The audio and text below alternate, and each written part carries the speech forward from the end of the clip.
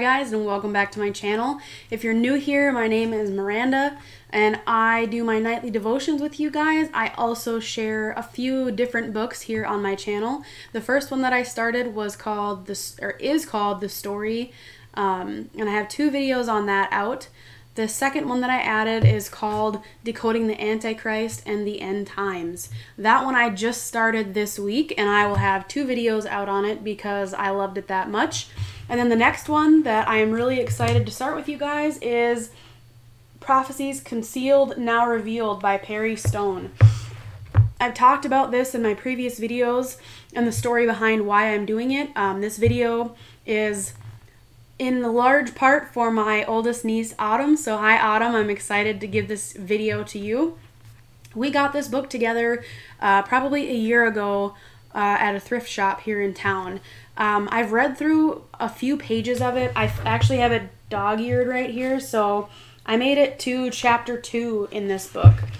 And the first chapter in this book is, I think, what really propelled me forward to learning more about the Word of God and really grew me spiritually to a place where I just ask so many questions now. I want to know so much. And so reading this is going to be super exciting. I cannot wait to share it with you guys. There are 2 other books that I would love to share with you guys. If you have not seen the video already, go watch my part 2 of Decoding the Antichrist and the End Times. The books are in there. Watch. I give you a short description of what's in the books. Let me know either on that video or this video which books you want more of, and I'll start doing videos on those as well, because I think those are really good books too. So, chapter 1 of this book is entitled End Time Parallels of the Days of Lot and Noah. Crazy, crazy stuff, because in the Decoding the Antichrist book, he talks about the parallels of the Lot and Noah times. We have not gotten there yet. That's the next chapter. So this is going to be really exciting. Again, like I did with Decoding the Antichrist, I will take a screenshot or a picture of the contents of this book, and I will put that up on the screen now, and I will give you probably 3 seconds to look at that, take a screenshot if you want. I'll put that on the screen right now. Alright, so we're going to jump right into this book, and I'm going to try and read as much of chapter 1 as I can.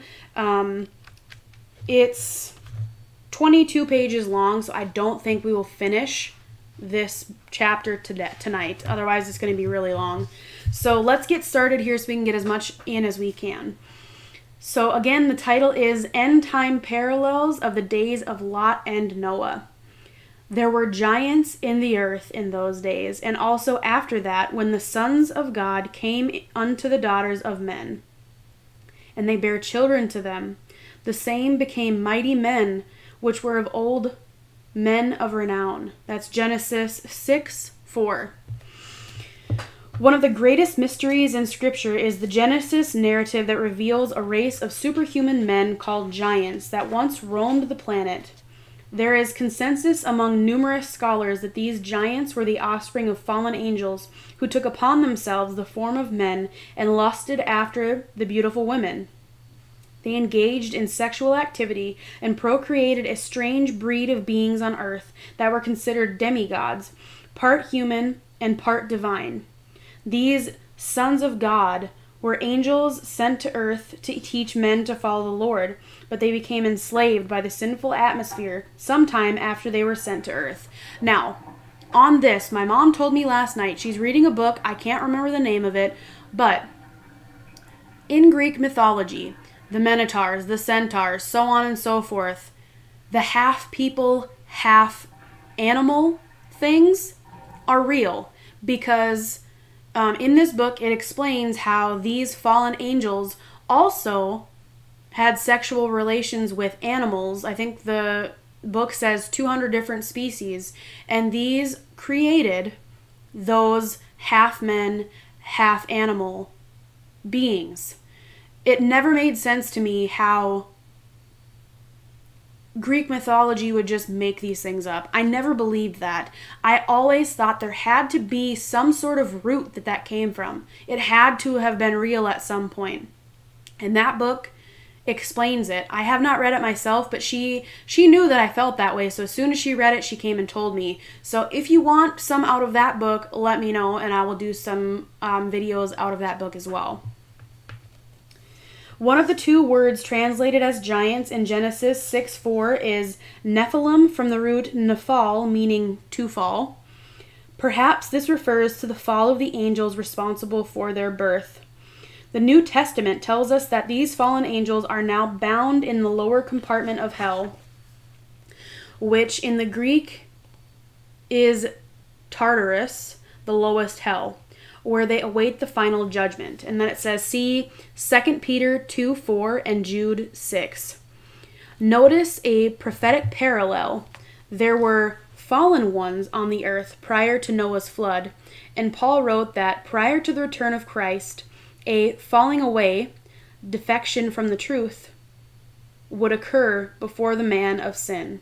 The Antichrist is revealed, 2 Thessalonians 2:3, as in the days of Noah at the time of the end. The fallen ones will be a central feature as people defect from the truth. The last event the flood generation saw was water sweeping the earth. Daniel wrote that the Antichrist assumes control. The end will be with a flood. And that's Daniel 9:26. This refers to unceasing wars and desolation that will span the entire world all at once.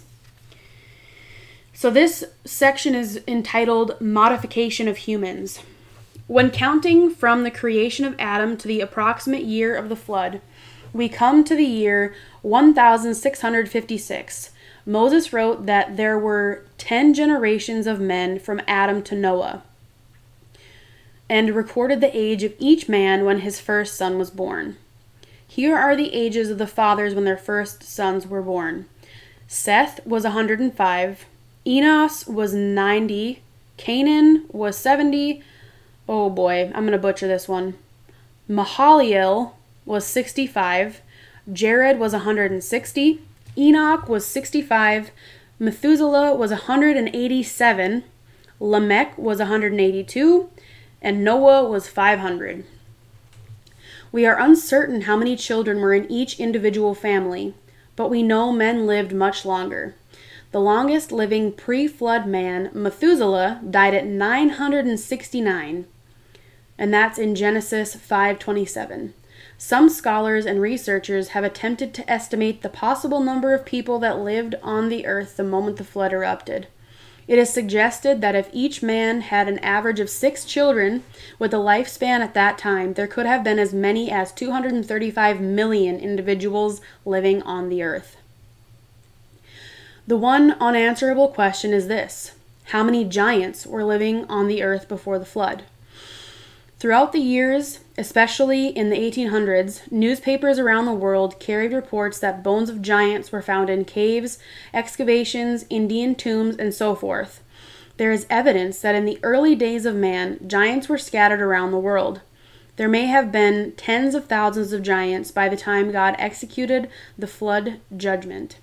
God took notice of the world's corrupt condition, as the Genesis text indicates. And God saw the wickedness of man was great in the earth, and that every imagination of the thoughts of his heart was only evil continually. Genesis 6:5. And I read about this in the story. So if you're interested in learning more about Genesis or the Bible in general, go watch those videos as well. The story is the Bible told in one continuous story. The word imagination in Hebrew is yester and refers to a form, but figuratively can allude to conception. This idea of the conception in his heart being evil continually can mean that seed thoughts and imaginations were evil, but it can also be a clue that men were caught up in this man-giant conception sweeping the world. This procreative manipulation not only affected humans, but a careful study of specific phrases in Genesis 6 indicates that some form of manipulation also involved animals. See, I told you guys, there it is again. God warned that he would destroy both man and beast because I am sorry that I have made them. Genesis 6:7. And how sad is that? God was sorry he made us. That's how awful we had become. He was sorry he had made humans. He was sorry he had made all the beasts of the earth because we were so depraved. It is likely that the sexual perversion had spread to bestiality, an abominable sin that led to the death penalty under the law of God. Leviticus 20:15. Another verse that exposed this corruption of the animal kingdom is Genesis 6:12. God looked upon the earth, and it indeed was corrupt, for all flesh had corrupted their way upon the earth. Notice both men and beast, all flesh was corrupt or decaying process, especially in a moral sense. While the Genesis account does not elaborate on this corrupted flesh, it is mentioned in the book of Joshua, a book referred to twice in the Bible.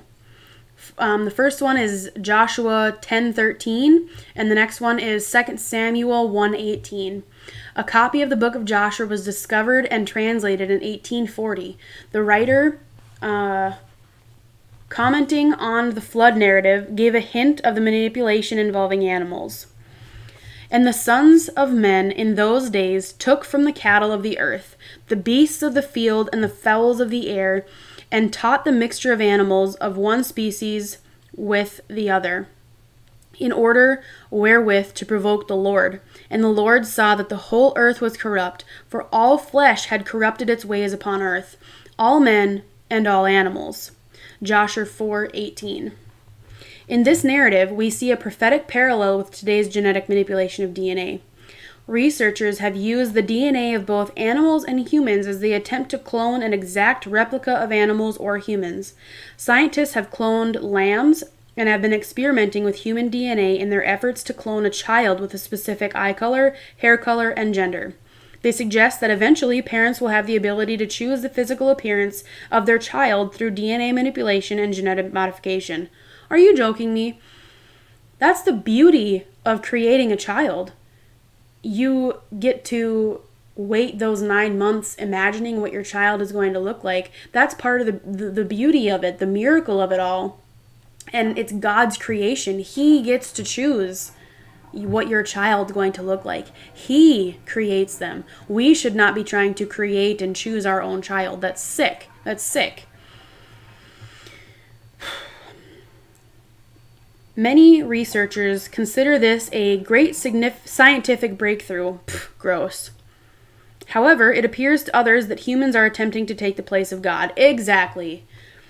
There is neither biblical or sacred religious history to prove the following, but some biblical researchers believe that undocumented mingling of the seeds led to strange creatures being birthed that had both human and animal features. Like I said, the Minotaur, the Centaur, all those ones that are Greek mythology that they claim are not real. I believe in my soul that those were real at one point in time. They suggest that some of the early signs in the heaven as well as Greek and other mythologies are based upon these genetic mixtures that were part human and part animal. We do not know for certain how the odd images of ancient false gods and goddesses originated, but we do know that giants were the central cause of the flood. Had God permitted the fallen angels to continue their perversion without wiping out most of the human race, all flesh would have been perverted, and the world as we know it would not exist. The next section is entitled Noah, the Untainted DNA. All flesh was corrupt except that of Noah. His great-grandfather Methuselah was another righteous man who was living right before the flood. What significant factors marked Noah? First, Noah found grace in the eyes of the Lord. Genesis 6:8. The Hebrew word grace is chen, spelled with 2 Hebrew letters, chet and nun, or maybe it's noon. The name Noah is Noach in Hebrew, spelled with these same two letters reversed, Nun and Chet. The name Noah means rest. Noah was just a man, Genesis 6:9. The word just being the Hebrew word tzaddik, I don't know how to say that, meaning blameless and righteous before God. Noah was perfect in his generations, Genesis 6:9. The word perfect refers to being complete and without blemish.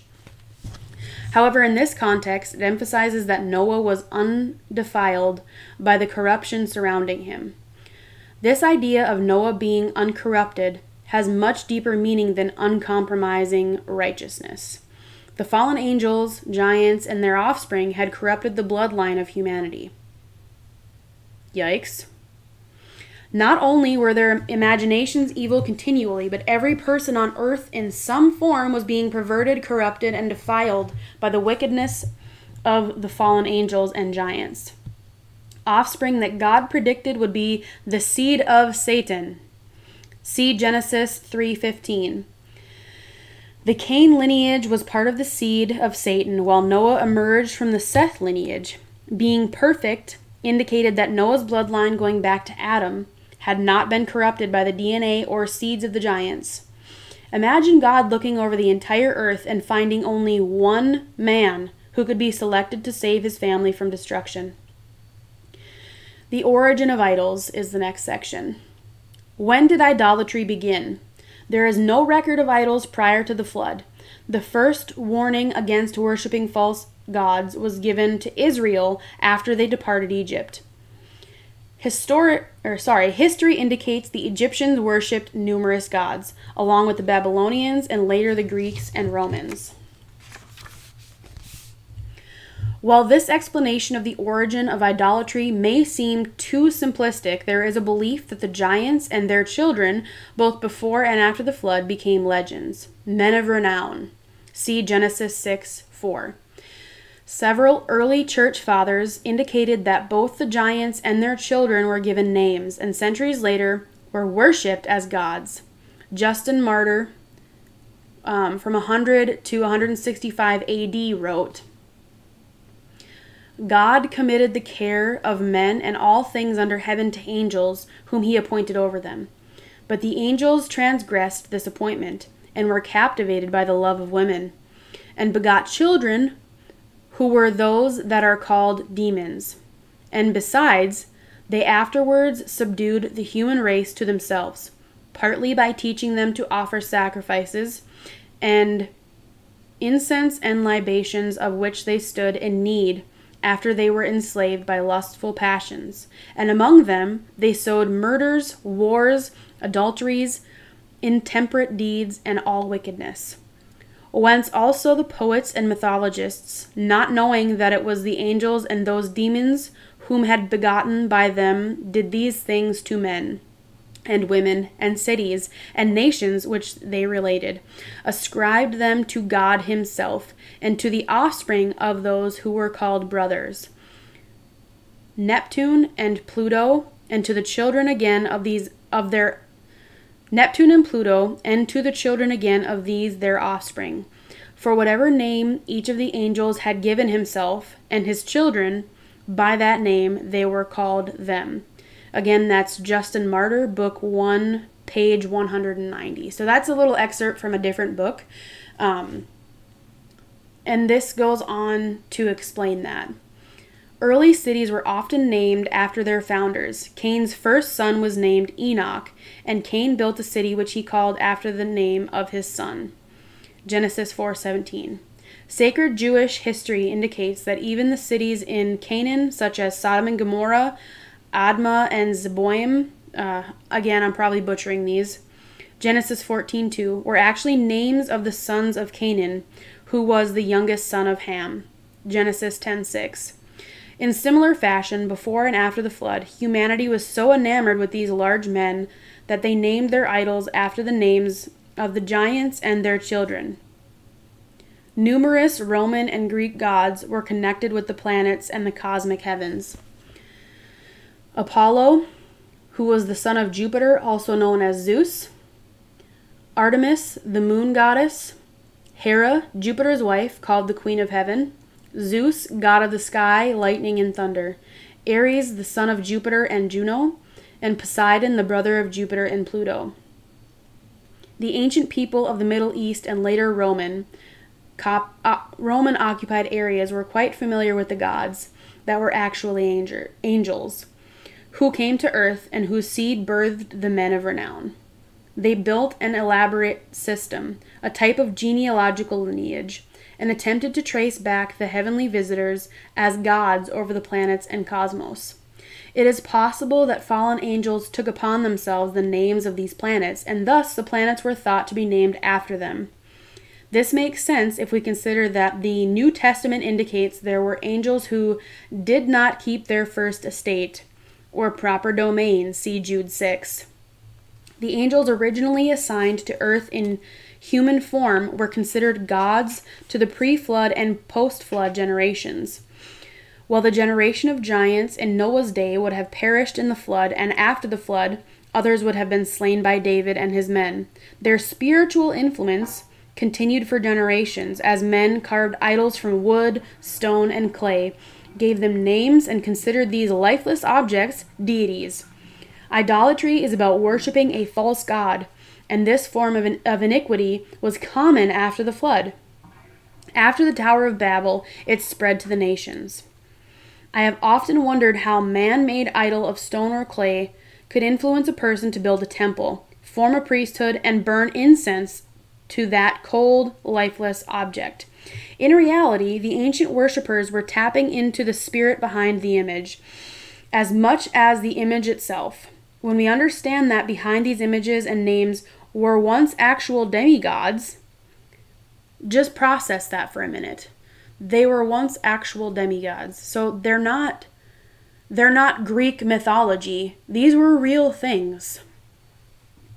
Then we can see how their names and legends built a mythological genealogy that was embellished by future generations and led to the debauchery of idolatry. Satan has always had a desire to be worshipped. Isaiah 14:13 and 14. And even suggested that Christ bow and worship him. Matthew 4:9. Thus, idolatry is about choosing another god besides the true God, which makes all idolatry a form of Satan worship. Idolatry leads to spiritual bondage, and I believe demonic spirits are assigned to every idol that is worshipped by ignorant individuals. In the middle of the future 7-year tribulation, the false prophet will make an image of the Antichrist, and through demonic power, the image will speak and live. Anyone who refuses to worship the image will be executed by beheading. See Revelations 13:15 and also Revelations 20:4. Idolatry began to manifest following the flood of Noah and continued to spread into Egypt, Assyria, Babylon, Media Persia, Greece, and Rome. Idolatry will climax with the greatest deception of all time, when a man-made icon will live and speak, and multitudes will worship a demonically controlled idol. So the next section here is the Lot prophetic parallels. And I am going to leave that for the next video because I'm already at 23 minutes. So the next section that I'm going to be reading is the Lot prophetic parallels. So if you want more of this, make sure you let me know in the comments.